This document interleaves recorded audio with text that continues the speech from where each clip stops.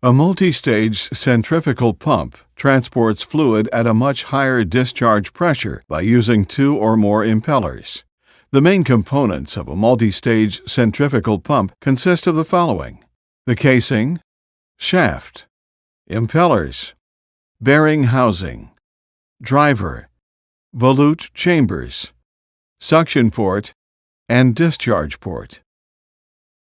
The pump casing is the body of the pump and contains the shaft and impellers. The casing provides shaft-bearing housings at each end and a volute chamber for each impeller. The shaft extends the full length of the casing with a driver, typically an electric motor, connected to the inboard end. The suction port directs fluid to the first impeller. One impeller for each stage is attached to the shaft.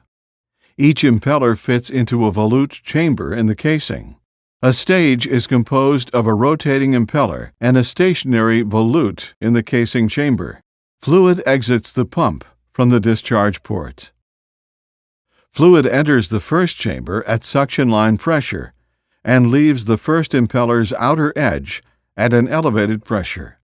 Upon leaving the first stage, the fluid enters the second stage, where the pressure is increased further.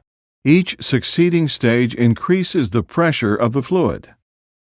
Finally, the fluid exits the last stage and leaves the discharge port of the casing at a pressure much higher than the pump's suction pressure. Several other configurations are available. These pumps are used to transfer fluid from a low-pressure system to a high-pressure system, such as a boiler feedwater pump.